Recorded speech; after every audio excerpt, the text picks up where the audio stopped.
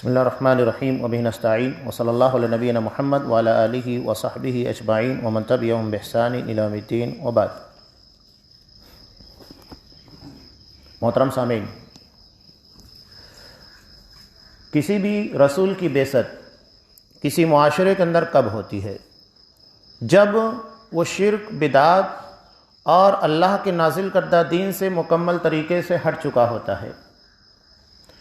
عرب جو اپنے آپ کو حضرت ابراہیم علیہ السلام کے دین کا پیرو کہتے تھے، یعنی وہ دین ابراہیمی کے پر چلنے والے تھے، حالانکہ حقیقت وہ نہیں تھی۔ جیسا کہ آج بھی بہت سارے مسلمان اپنے آپ کو دین اسلام کا پیروکار کہتے ہیں، لیکن حقیقت میں شرک، بدعات اور جاہلوں سے بلکہ غیر مسلموں سے زیادہ خطرناک قسموں کی کفریات مسلمانوں کے اندر موجود ہے۔ تو صرف نام رکھ لینے سے معاملہ حل نہیں ہوتا۔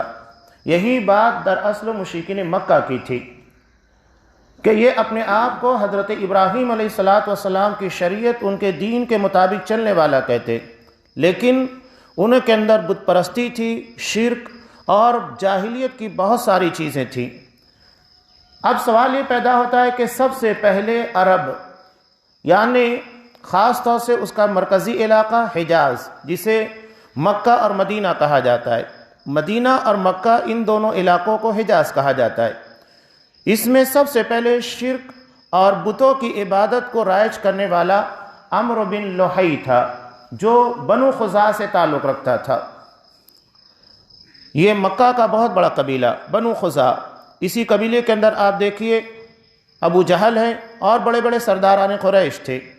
بنو خزاعہ یہ مکہ کا نمائندہ قبیلہ تھا، جسے ہم اسپیکر کہتے ہیں، بات کرنے والا، نمائندگی کرنے والا، سفیر۔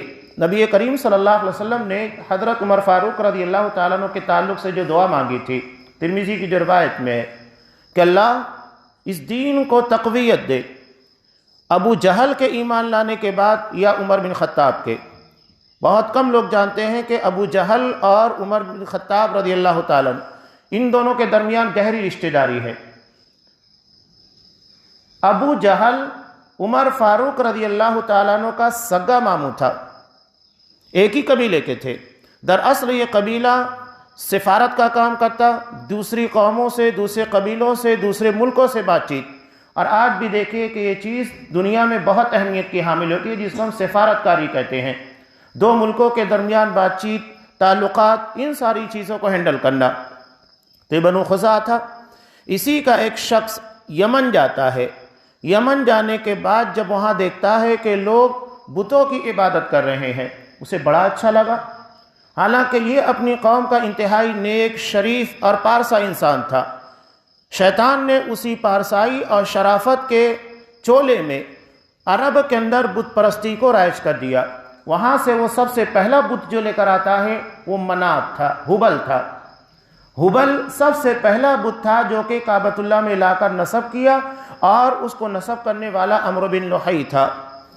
نبی کریم صلی اللہ علیہ وسلم نے کہا کہ میں نے عمرو بن لحی کو دیکھا کہ وہ جہنم میں اپنی آتڑیوں کو سمیٹتے ہوئے پھر رہا ہے۔ کیوں؟ اس لیے کہ اس نے سب سے پہلے مکہ میں بت پرستی کو رائج کیا تھا، بنیاد ڈالنے والا۔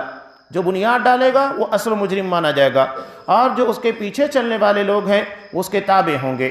تو یہ سب سے پہلا شخص تھا۔ اس کے بعد یہ عرب کے جو ادیان تھے، ان لوگوں کو جو دین تھی، ان چیزوں کا تذکرہ ہے۔ آگے سیرت کی کتاب میں جو اہم چیز ہے کہ عرب کے معاشرے کی جھلکیاں کیا ہیں، کسی معاشرے کے اندر کیا چلتا ہے، ان کا رواج کیا ہے، ان کی سوچ کیا ہے، رسومات کیا ہے۔ صرف ایک حدیث میں آپ کے سامنے پیش کر دوں، جسے امام بخاری رحمۃ اللہ علیہ نے حضرت عائشہ صدیقہ رضی اللہ تعالیٰ عنہ سے نقل کیا۔ ان لوگوں کا معاشرہ کیسا تھا؟ نکاح کرنے کا طریقہ 4 طریقے پائے جاتے تھے۔ پہلا اور عام طریقہ تھا، جو کہ اسلام نے بھی باقی رکھا ہے، کہ لڑکی والا لڑکے کی طرف یا لڑکے والا لڑکی کی طرف پیغام نکاح بھیجے، اور سرپرستوں کی سرپرستی کے اندر نکاح کے معاملات کو طے کر دیا جائے۔ دوسرا طریقہ یہ تھا جسے نکاح استبداء کہا جاتا ہے۔ عورت کی ماہواری کے فارغ ہونے کے بعد شوہر اس سے تعلق قائم نہیں کرتا، بلکہ اسے قوم کے کسی شریف نامور شخص کے پاس بھیجتا، وہ اس سے تعلق قائم کرتی، اور جب یہ یقین ہو جاتا کہ اس کو حمل ٹھہر چکا ہے تو اس کے بعد اس کا شوہر چاہتا تو اس سے تعلق قائم کرتا، ورنہ نہیں۔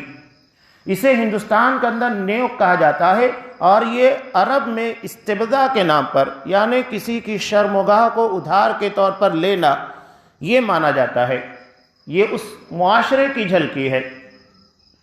تیسرا طریقہ تھا 10 جوانوں آدمیوں کی تعداد سے کم افراد، یعنی ان کی تعداد 10 نہیں ہوتی، اس سے کم ہوتے، یہ ایک ہی عورت سے تعلق قائم کرتے، اور تعلق قائم کرنے کے بعد جب اس کے ہاں ولادت ہوتی تو پھر اس بچے کو عورت جس آدمی کی طرف منسوب کرنا چاہتی، جن لوگوں نے اس سے تعلق قائم کیا تھا اس کی طرف منسوب کر دیتی، اور کسی کو مجال نہیں تھا کہ انکار کر سکے۔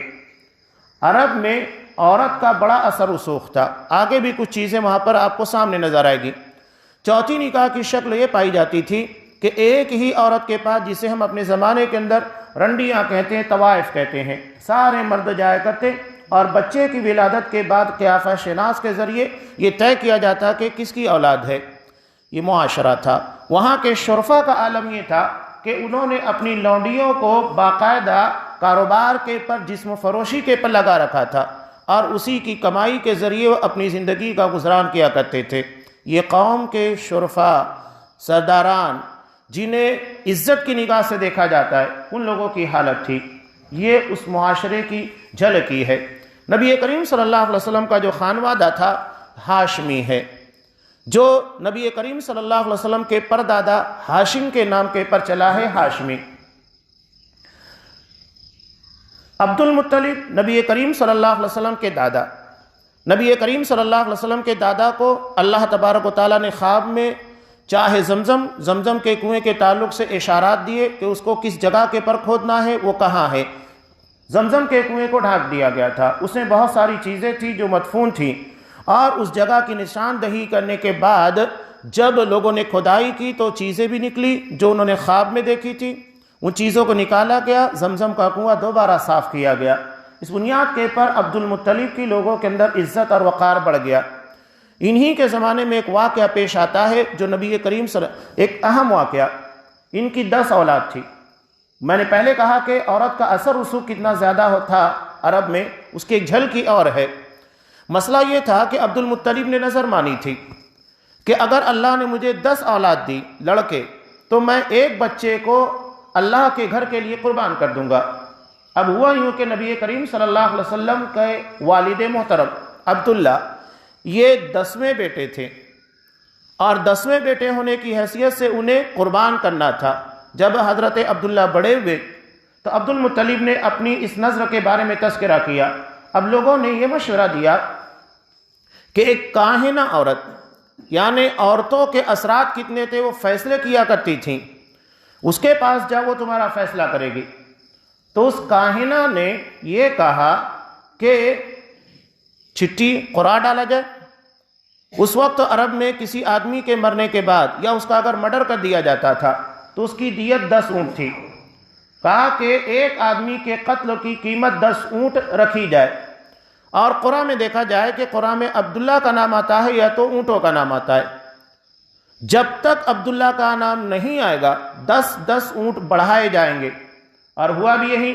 پہلی مرتبہ 10 اونٹ اور قرآن میں عبداللہ کا نام ڈالا گیا، تو نام عبداللہ کے بجائے 10 اونٹوں کے بجائے عبداللہ کا نام آیا، یعنی عبداللہ کو ہی قربان کرنا ہے۔ یہاں تک کہ 10 بڑھاتے ہوئے 100 اونٹ کر دیے گئے۔ 100 اونٹ اور عبداللہ، جب قرعہ ڈالا گیا تب 100 اونٹوں کا نام نکلا، عبداللہ کا نام نہیں نکلا۔ اس کا مطلب یہ تھا کہ اب 100 اونٹوں کو قربان کیا جائے گا عبداللہ کی جان بچانے کے لیے۔ تب سے دیت، یعنی کسی آدمی کے قتل ہونے کے بعد جو خون بہا دیا جاتا ہے، وہ 10 کے بجائے 100 اونٹ کرا دیا گیا، اور اسلام نے بھی اس چیز کو باقی رکھا۔ اسی لیے نبی کریم صلی اللہ علیہ وسلم کہا کرتے تھے کہ میں 2 ذبیحوں کا، یعنی جنہیں قربان کیا جانا تھا، ان کی اولاد ہوں۔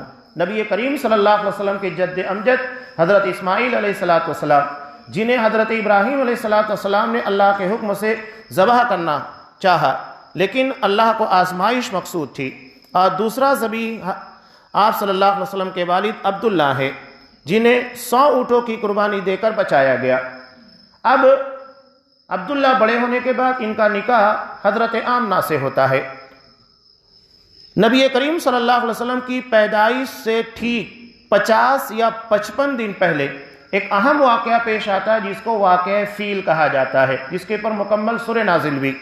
یمن کا بادشاہ ابرہہ جب عبد المطلب سردار تھے، انہی کی سرداری کے دوران کعبۃ اللہ کو ڈھانے کے لیے آیا۔ اس نے یمن میں ایک کعبہ تعمیر کیا تھا تاکہ لوگ کعبۃ اللہ کو چھوڑ کر یمن کے کعبہ کو اہمیت دے، لیکن ہوا نہیں۔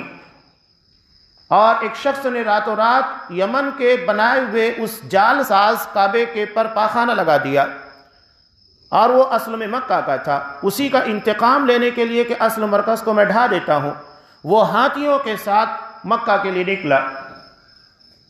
عبد المطلب نے اپنے سارے ساز و سامان کے ساتھ مکہ کو چھوڑ دیا، کہا کہ جس کا گھر ہے وہ بچائے گا۔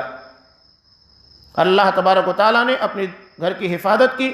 ہوا یہ کہ وادی محصر میں ہی واقع فیل میں سارے ہاتھی والوں کو روک لیا گیا، آسمان سے پرندوں کے جھنڈ آئے، اور اللہ نے اس چھوٹے چھوٹے پرندوں کے ذریعے سے پورے لشکر کو تباہ اور برباد کر دیا۔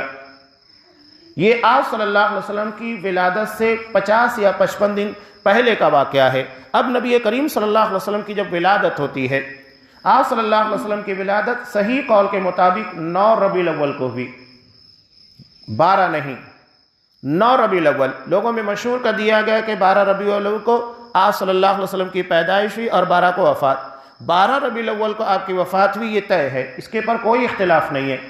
لیکن آپ کی پیدائش کے بارے میں اختلاف ہے۔ کچھ کہتے ہیں کہ آپ صلی اللہ علیہ وسلم کی ولادت 8 ربیع الاول کو ہوئی، کچھ 9، اور مشہور قول یہ ہے کہ 12، جبکہ تحقیق کے مطابق شیخ صفی الرحمن مبارک پوری رحم اللہ نے جو ثابت کیا ہے وہ 9 ربیع الاول ہے۔ یہ آپ صلی اللہ علیہ وسلم کی ولادت تھی۔ آپ کی ولادت کے بعد بہت سارے واقعات ظہور پذیر میں۔ ولادت کے وقت تو کیا ہوا، آپ صلی اللہ علیہ وسلم عرب کے رواج کے مطابق، جیسا کہ بدو قبائل میں بچوں کی پرورش، بہترین زبان اور ان کی جسمانی ساختوں کو مضبوط کرنے کے لیے بھیجا جاتا تھا۔ ان معاملات کے پر چند اہم امور ہیں جو انشاءاللہ آئندہ درس میں آپ کے سامنے پیش کیے جائیں گے۔ عرب کی یہ جھلکیاں میں نے اس لیے پیش کی کہ جب ایک نبی مبعوث کیا جاتا ہے تو اس وقت حالات کیا ہوتے ہیں، قوم کے ضرورت کیا ہوتی ہے۔ تو یہ ضرورتیں تھیں کہ دین تبدیل ہو چکا تھا، معاشرہ جاہلیت میں ڈوبا ہوا تھا، اخلاق ختم ہو چکے تھے، رسم و رواج نے دین کی جگہ لے لی تھی۔ اس کا مطلب یہ ہے کہ جب نشانیاں پائی جاتی ہے، جب عقیدہ بگڑتا ہے، منہج بگڑتا ہے، رسومات جگہ لے لیتی ہے جس کی بنیاد کے پر لوگ پریشانیوں کا شکار ہوتے ہیں، تب ایک نبی کی ضرورت پیش آتی ہے۔ اور یہاں اگر ہمارے معاشرے میں اس طرح کی کوئی بات پیش آ رہی ہے تو سمجھ لینا چاہیے کہ ہمیں دین کی تجدید کی ضرورت ہے، یعنی جس شکل میں اللہ نے دین کو نازل کیا تھا اسے نیا کرنے کی ضرورت ہے۔ جو داغ دھبے لگ چکے ہیں ان کی صفائی کی ضرورت ہے۔ اسی لیے ایک نبی کو کتاب کے ساتھ مبعوث کیا جاتا ہے تاکہ وہ اللہ کے دین کو اس کی اصل شکل، اصل روح کے ساتھ پیش کر سکے۔ اللہ ہمیں دین کی صحیح سمجھ عطا فرمائے، نبی کی بعثت اور رسالت کے مقصد کو سمجھنے اور نبی کی سیرت اور اس واقعات کو پڑھنے کے ساتھ ساتھ ہمیں اپنی زندگی کی اصلاح کی توفیق دے۔ آمین۔ وآخر دعوانا الحمدللہ رب العالمین۔